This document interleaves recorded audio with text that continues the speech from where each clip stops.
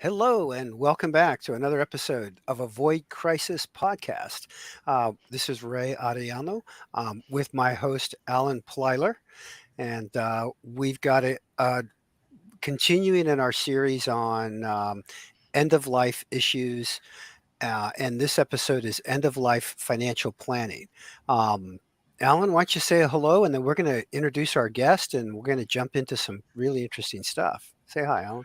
Well, hello, Ray, and good to see you again. And amazing that we're at another avoid crisis episode here. And really happy to have Ed with us today.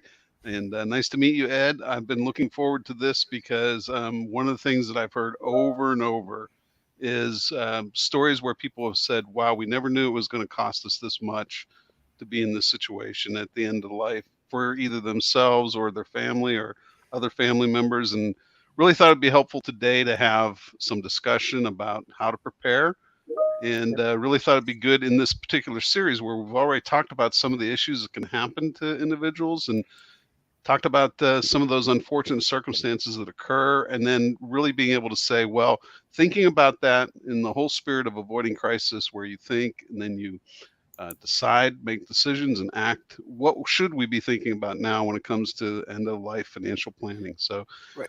welcome here today, and looking forward to our discussion. Yeah, so for our audience, Ed Morales is out of Jacksonville, Florida, with the Pinnacle Group. They're a nationwide financial planning group. Ed's been in this industry for decades, although you'd never tell. Ed, there's no way. Welcome to the show, Ed. Say a quick hello, and then we're going to jump into some questions and things. Yeah. Thank you so much, Ray. Appreciate it. And Alan, good to see you. All right.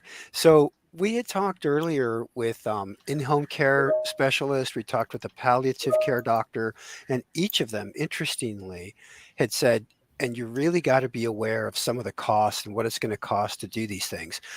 This is a nationwide audience, so I want to talk on 2 points to begin with. Um, from what you're seeing and your clients, and so on, what are some of the costs parameters that you run into, and how much of this is covered by Medicare or Social Security or say other types of government programs?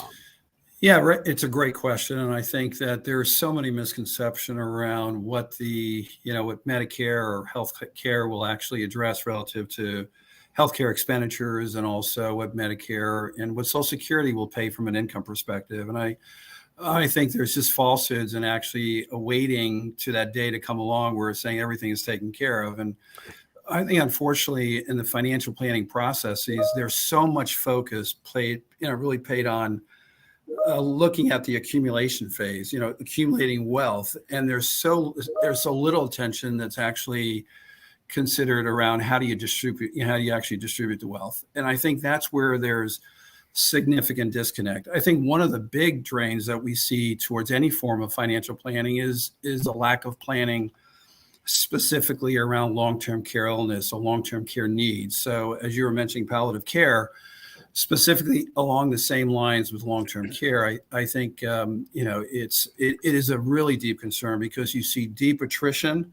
specifically because there's no planning done specifically to mitigate the risk, against those situations. It's all going to happen. I think if every one of us were to look at kind of long-term care, we would simply say that we know of someone or a family member or a friend in some way or fashion has been impacted by it.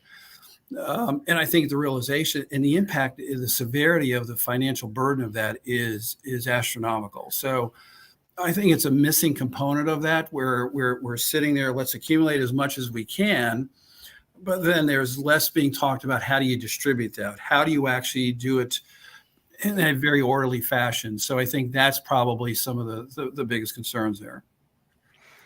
so what we're hearing is Medicare, Social Security's not going to come to the rescue, um, and so people are kind of on their own.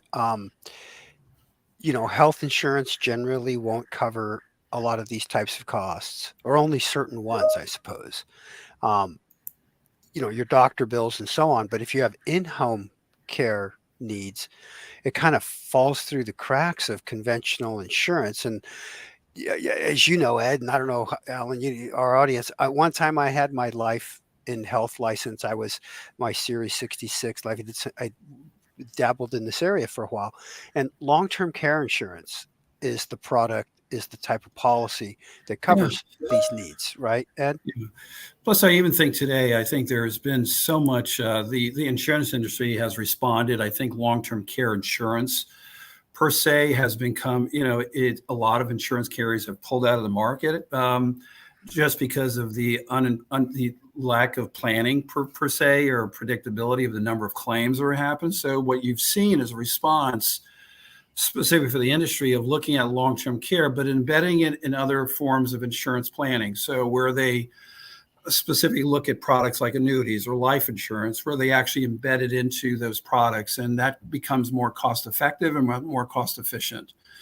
It is, so that those are some of the things that you're seeing. What is the response from an industry that basically had, really, this large block of business that basically, where there was so much individual long-term care that was being purchased, it ended up basically that the claims exceeded the amount of premiums that the insurance companies were taking out. So they had to look at an alternative to that.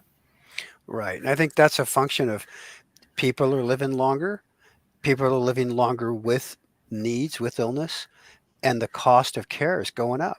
Yeah. I've heard of people spending 25, 30 grand a month to have in-home care in certain situations.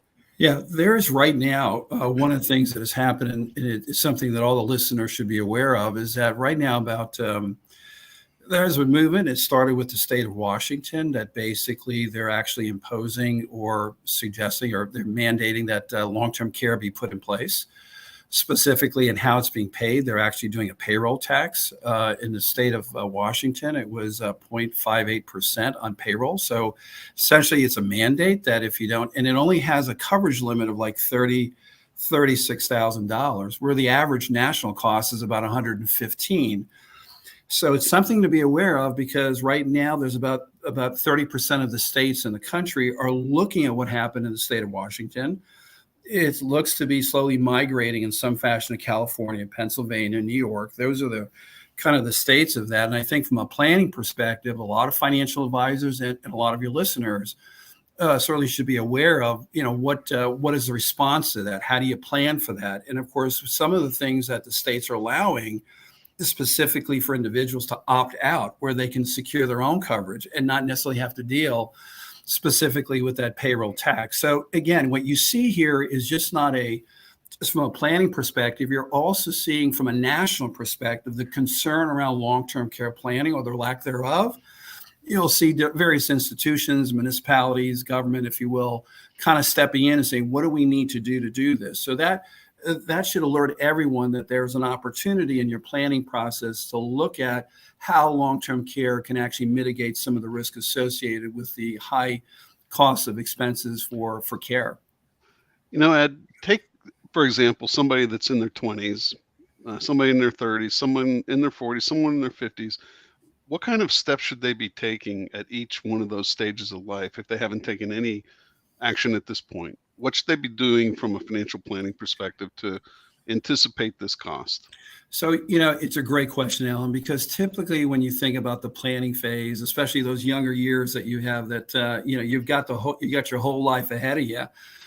The thing is that's when you start looking about, as we look at our cast today, is avoiding the crisis. So you can avoid the crisis and mitigate some of the costs associated with the crisis if you start doing it earlier in your life.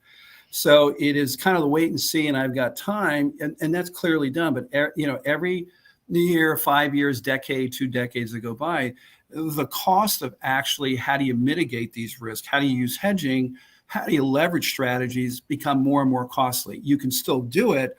So I would certainly recommend, no matter what stage of life that you are, as you're looking at your planning of investments, as you're looking to accumulate wealth, certainly also be mindful of how do you protect that wealth. So I think it's just so important to be able to take advantage of that. Well, certainly in your younger years, that's for sure. Ed, can you give us a high level? What is long-term care insurance to the average person? A quick summary. death, what makes it different from other types of insurance? It's dealing with specifically where there's an ailment or an illness. There is some loss of some ambulatory, skills that you have. You don't have to be in your 50s, 60s, 70s, or 80s or beyond that to actually, have benefits from long-term care. But it is, as it sounds, it is care for a long period of time, for a longer period of time.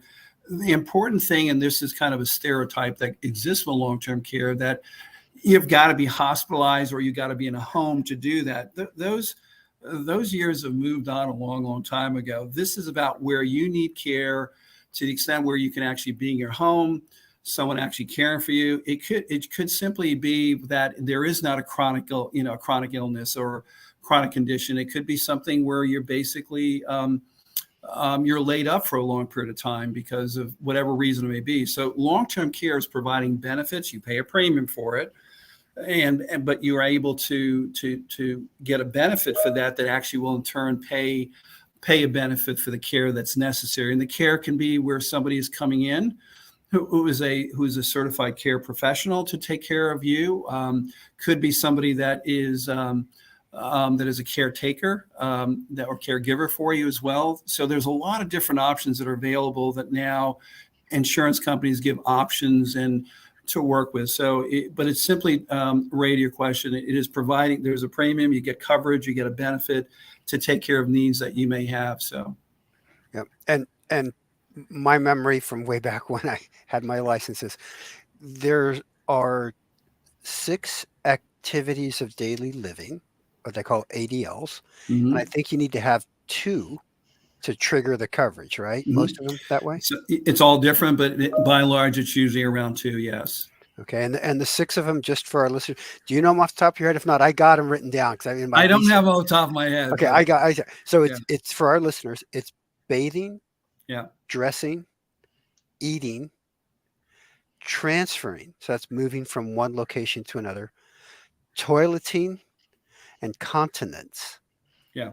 So if you have problems being able to take care of the 2 or 3 activities of daily living, a long-term care policy could kick in to help pay for in-home care, or even if you're at a facility, for this type of care that you'd need to continue living your life, comfortably. And I think about it, right to your point there, what's really interesting. I mean, this is not, we're looking at things from a planning perspective, and these are all, these are solutions that are available that you're able to, it's all about leverage. It's like, how do you leverage one asset? And a lot of times you don't use the asset and you can actually get the asset refunded back to you. So it's really important to know that this is just a strategy. It's not so much what they call it, but it's the benefit of.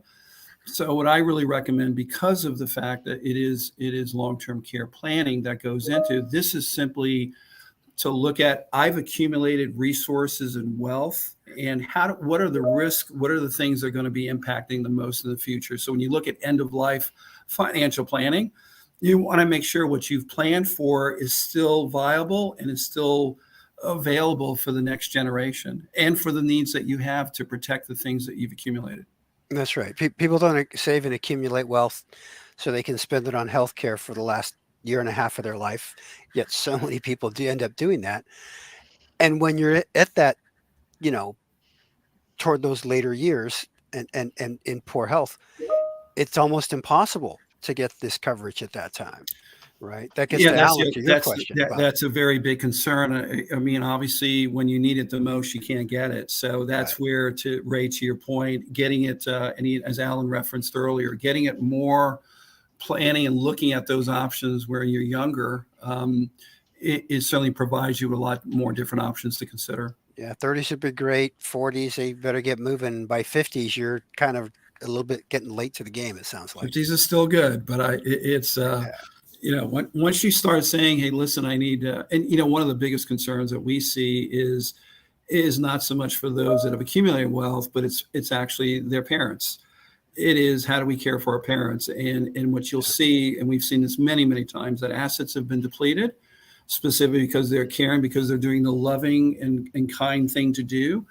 is caring for their parents, but their parents are not properly protected. So what happens is we see that is an area that that's very volatile, because they're needing to take some of the assets they've accumulated to care for their parents because of their health concerns. Wow, that's a tough one.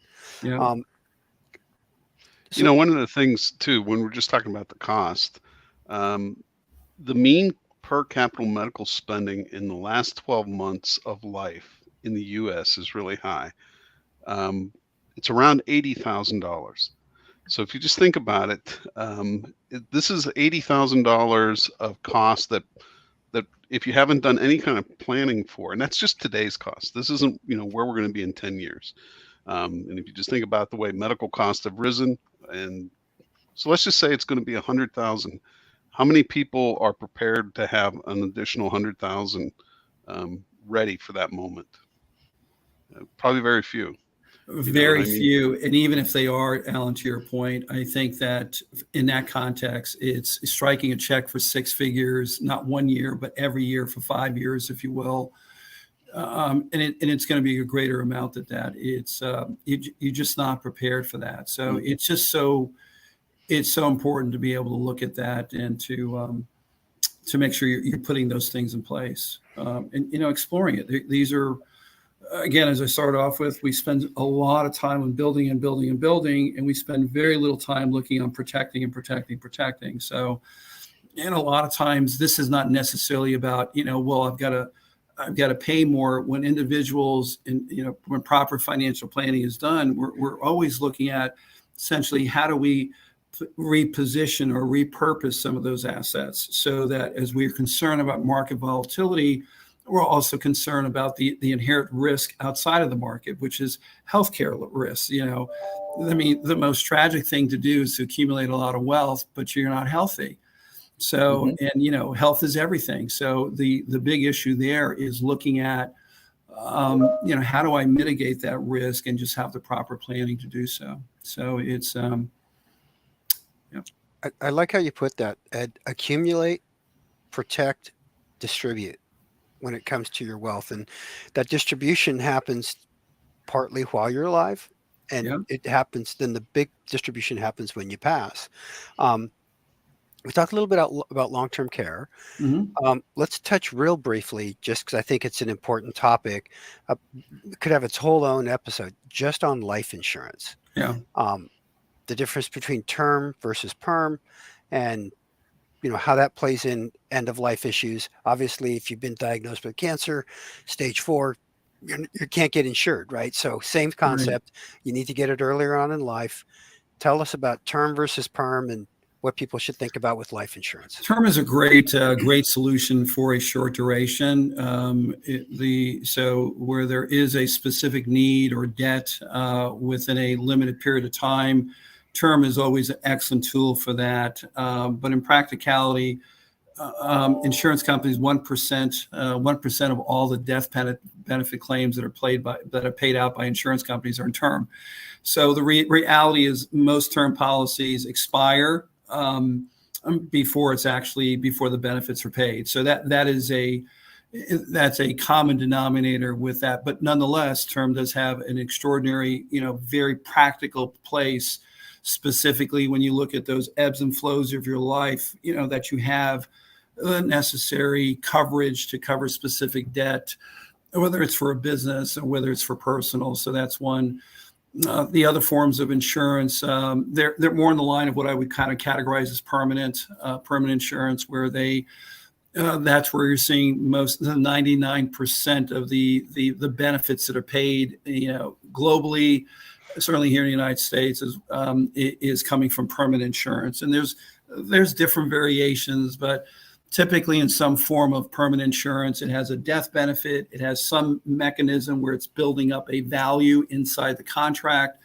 How that contract is built can be based on an interest rate, can be based on a guaranteed basis from the insurance company. So there's different variations. In some cases, they're variable, where there's what one would consider sub-accounts, where there's almost like investment accounts affiliated with it, where you can select either aggressive, conservative, more moderate, or types of options within a contract. But the most important thing about both, broadly speaking, contracts, term insurance is for a very specific period of time. Permanent insurance is there as it sounds. It's for the permanent allocation. So to the time that's needed. So, and typically in generational or estate planning purposes, permanent insurance is always used to do that. Any discussion about beneficiaries on these policies? Beneficiaries is a big deal, Ray. That's beneficiaries is a big thing across the board. Even in our conversation, as we look at financial planning at the end of life, so much is done in accumulation, a little bit about distribution. But one of the things that we see time and time again that is missed is specifically who are going to be the benefactors of this. Have you had the conversation? Do they know where everything is at? So the estate planning piece of it is not just about the assets, but it's about the intentions that you have specifically and how you want and who you want it to go to. What we find time and time again is that the next generation, the kids, family, friends, they have no idea that this is forthcoming, and they're not prepared to be able to handle the landscape of those resources that are coming to them, whatever it may be. So I think it's just important that those conversations from a planning perspective is just not happening with your advisor, with yourself.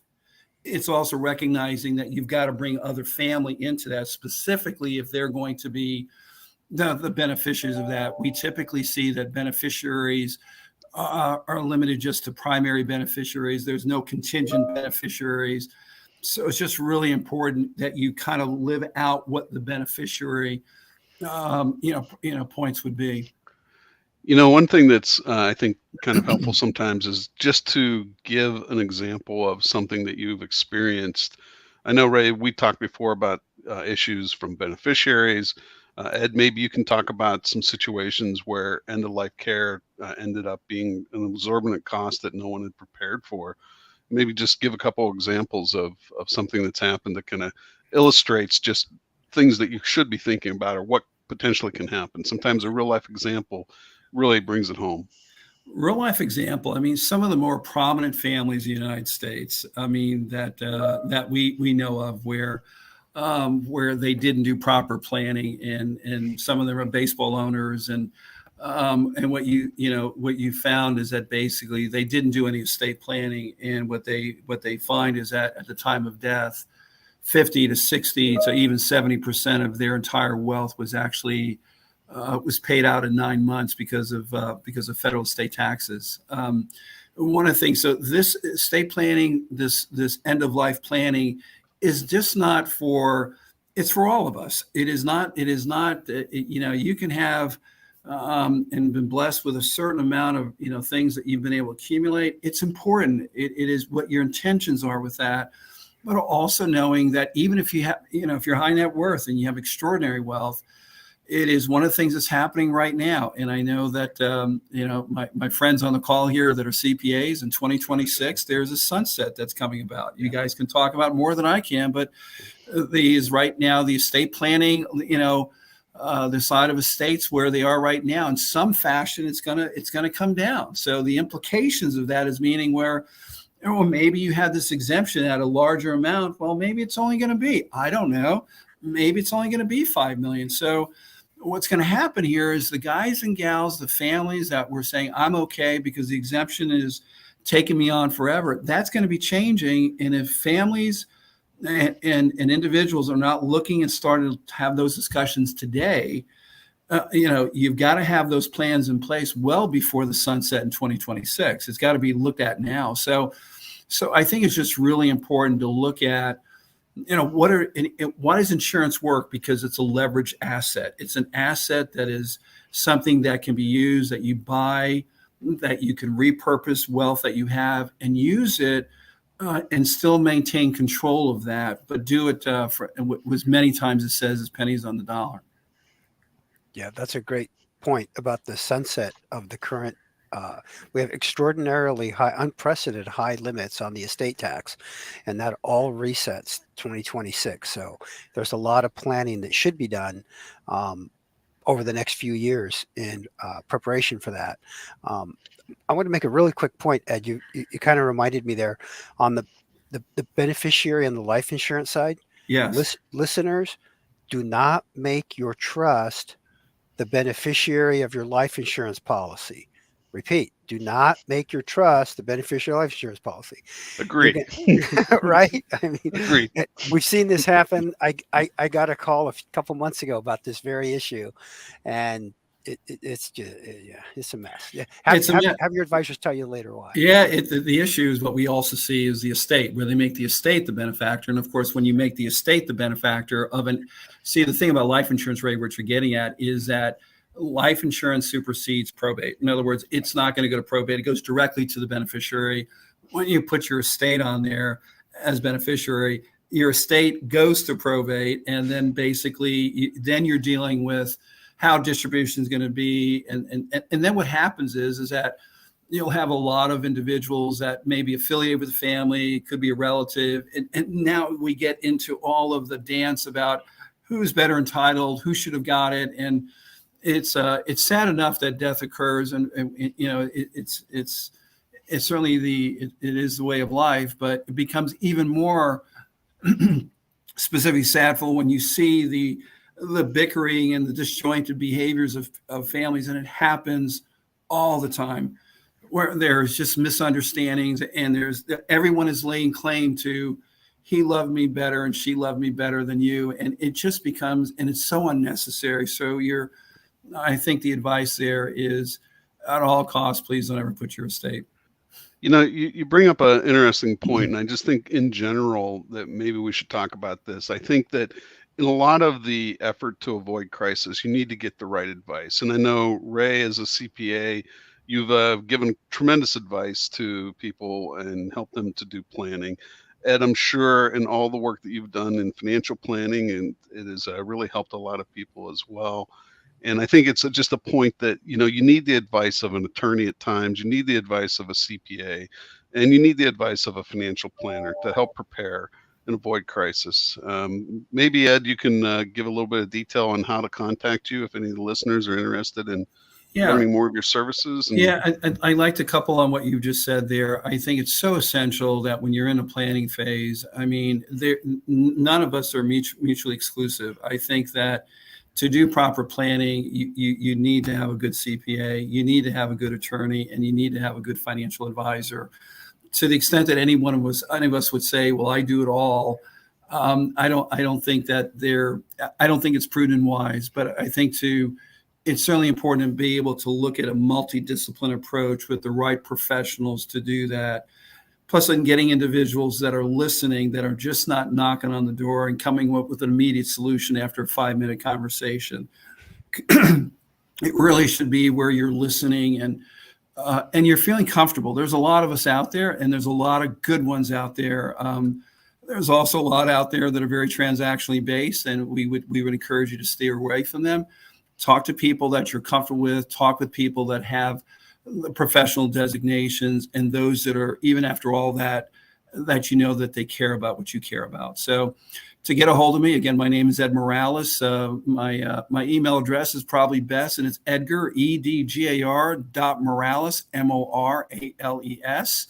That's at Pinnacle, which is PINNACLEIFS, insurancefinancialservices.com. Sounds great. Thank you, Ed. So I did have one last area I want to touch on. We were about to turn the corner to wrap, and I went back through my notes to see if we covered everything, and we missed one point. I just want to try to squeeze in if we can in the last couple of minutes. We didn't talk about like bank accounts, brokerage accounts, qualified plan accounts. I mean, qualified plan meaning like IRAs, 401ks, that kind of stuff. From a financial planning perspective, you know, avoid crisis, analyze, decide, act. What should our listeners think about with regard to bank accounts, brokerage accounts, qualified plan accounts? So I think what's interesting about that, number one, I think in the qualified sense, which is, you know, obviously your IRA accounts, your pension accounts, I would say anything that has any tax deferred mechanism. In most states, obviously first of all, those products enable you to have a beneficiary. So I think it's very important to do that. With your bank accounts, a TOD, a transfer on death, if not in place, should be in place. Sometimes we see a lot of times where there's just one individual, or in fact, there's just a husband and wife. So it's just very important that you put a TOD on all of those types of bank accounts, brokerage accounts. They all allow you to do that. They all have specific means to be able to have, the assets with that. In the absence of not having a beneficiary, as already been mentioning, within those contracts, then it's actually deferred to the estate. Of course, we know it's about probate. Same holds true with bank accounts and brokerage accounts. If you don't have a TOD, if it's not noted in some form of planning, from an estate planning, wills and trust and so forth, the reality is that those accounts can be locked until actually the court system actually opens it up for you, or somebody stands up, there's a representative to the estate. So those things become a little bit more convoluted and complex. So the thought is, there is on a bank account, a brokerage account, certainly a minimum is looking at a TOD. Anything on those other qualified accounts, they do permit for beneficiaries. I would certainly suggest to the audience that you check that to make sure you have the right beneficiary on there. So you have a contingent beneficiary. So the real neat thing about those other assets that are qualified, in most states, in a lot of states, those assets are protected. They're credit proof. So there's a lot of opportunity with those assets. We see a lot of times in the planning that they utilize those types of vehicles specifically because they're protected. Those are assets protected from creditors and so forth. Wow, so many things to think about. Alan, any final questions for Ed as we're wrapping up here? Well, I think we've certainly touched on a lot of these issues, and I really think that, again, to remind listeners that this is something that is going to be something you will be facing.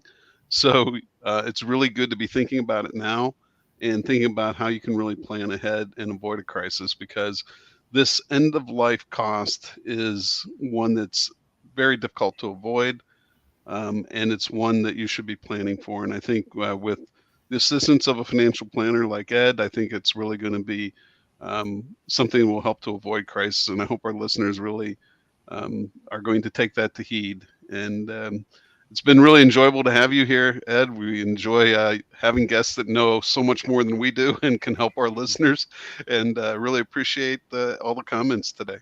Oh, it's been a pleasure. And, the end of life crisis, it unfortunately is usually the responsibility is borne by others, not ourselves, because we end up actually at some point passing, and then what's left is what the families and friends have to contend with. So a lot of this is about just what we're looking at, but also the impact that this is going to make on those we really care for.